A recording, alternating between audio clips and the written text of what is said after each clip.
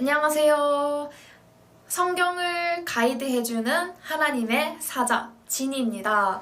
여러분, 성경책 읽는 거 참 어렵잖아요. 하나님의 뜻이 무슨 말인지 사실 모르겠고, 글은 길고 줄줄줄줄 읽기는 하는데 참 어려운 부분이 많이 있습니다. 그러한 점들을 제가 이제 배운 대로 성경을 차근차근 가이드를 해주려고 하니까 제 이야기를 잘 들어봐 주세요. 오늘의 주제는 불이에요.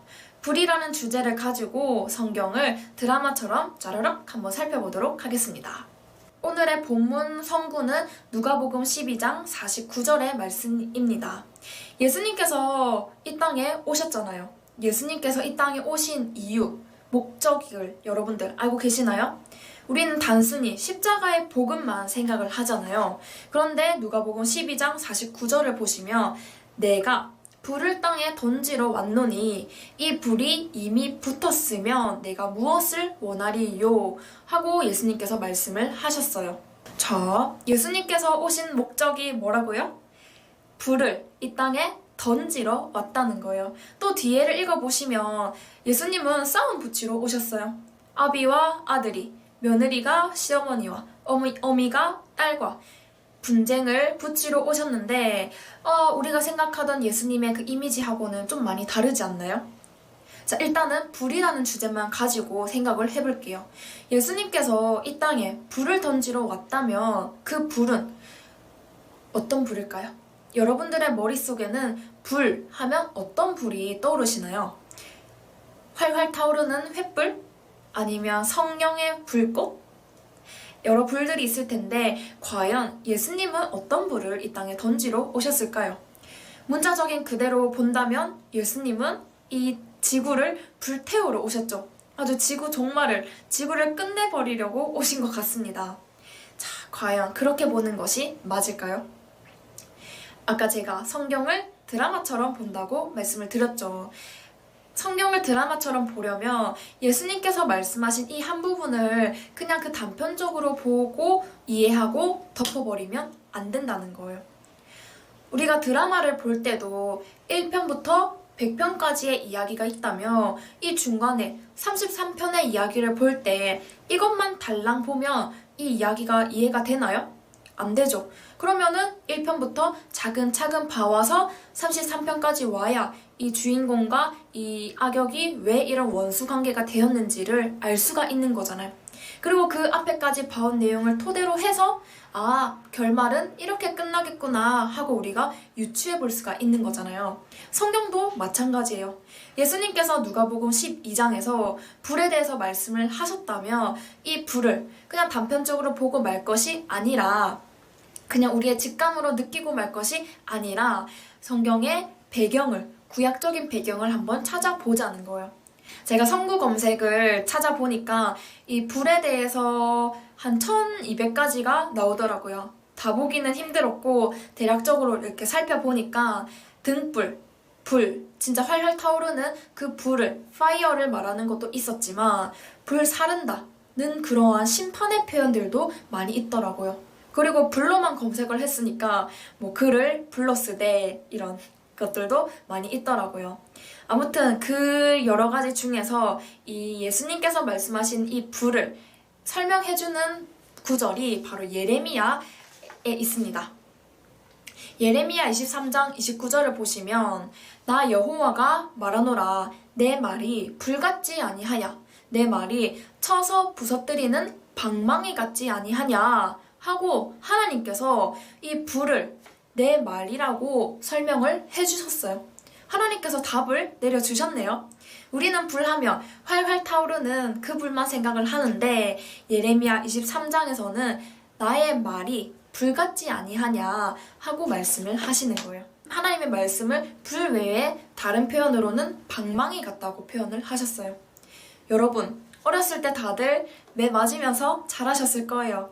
이렇게 몽둥이에 맞으면 우리 엉덩이가 엄청 아프잖아요. 그런데 말에 맞으면 그 상처는 더 오래 가죠. 멍은 시간이 지나면 그래도 아물지만 우리가 쉽게 내뱉는 그 말로 상처를 주고 상대방의 비수 꽂히는 그 말은 우리가 쉽게 지워지지 않는다는 말이죠. 자, 그렇게 보면은 이 말의 위력이 있는데 예레미야 5장 14절을 보시면 그러므로 만군의 하나님 여호와가 이같이 말하노라 그들이 이 말을 하였은즉 볼지어다 내가 내 입에 있는 나의 말을 불로 되게 하고 이 백성을 나무가 되게 하리니 그 불이 그들을 사르리라. 자, 여기서도 하나님의 말씀을 불로 표현을 하셨죠. 그리고 백성은 나무로 표현을 하셨네요. 우리 성경을 보면 나무가 굉장히 많이 나오잖아요. 예수님은 참 포도나무요 라고 하셨고 또 선악과 나무, 생명나무, 무화과 나무 등등의 많은 나무들이 있는데 여기서 백성을 나무라고 표현을 하셨다면 앞에 나왔던 포도나무, 무화과나무, 생명나무도 단순히 그런 과일나무가 아니겠네? 하고 유추해 볼 수가 있겠죠. 이렇게 성경을 우리가 파고 들어가 보는 거예요. 여기서의 불로는 아까 방망이 같은 위력도 있었고 또 불을 사른다고 하죠. 여러분들 말의 위력 느끼고 살아가시나요? 말에 힘이 있다는 것은 우리가 느끼죠. 우리는 지극히 서민 중에 서민으로 살다 보니까 되게 쉽게 말을 내뱉는 경향이 있는데 대통령의 말 한마디를 생각해 보세요. 대통령의 말 한마디로는 우리나라의 위상을 올리느냐 떨어뜨리느냐는 대통령의 말 한마디에 달려 있는 거예요. 기업의 오너도 마찬가지죠. 기업의 총수의 그 말 한마디에 기업의 흥망성쇠가 달려있듯이 높은 자리로 갈수록 이 말의 위력은 엄청나다는 것을 우리가 느끼고 살아야 되는 거예요.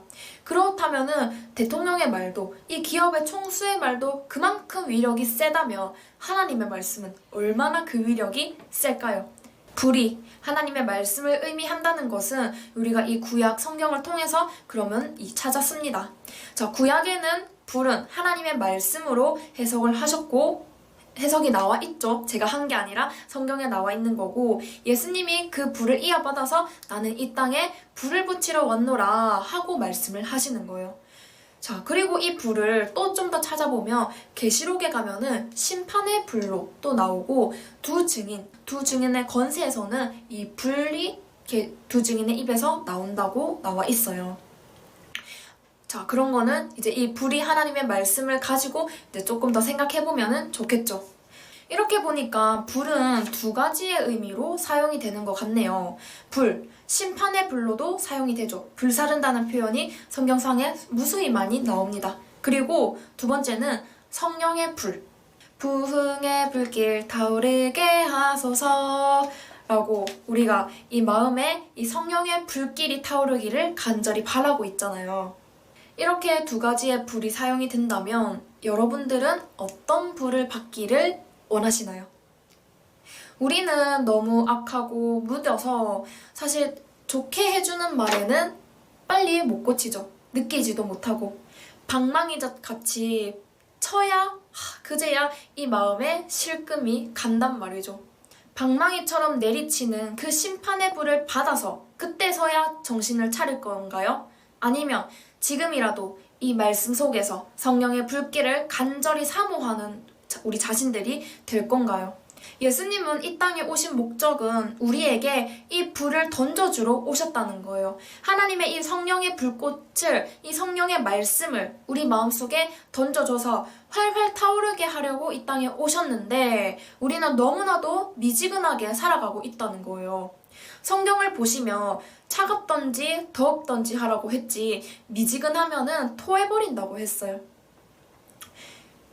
방망이처럼 내리칠 때 그때서야 후회할 심령이 아니라 지금부터라도 이 말씀에 순종하고 이 성경을 제대로 보는 눈을 길러서 하나님의 성령의 불꽃을 온전히 임하고 우리의 마음속에 이 말씀의 불꽃이 늘 활활 타오르는 신앙인들이 되기를 간절히 바랍니다.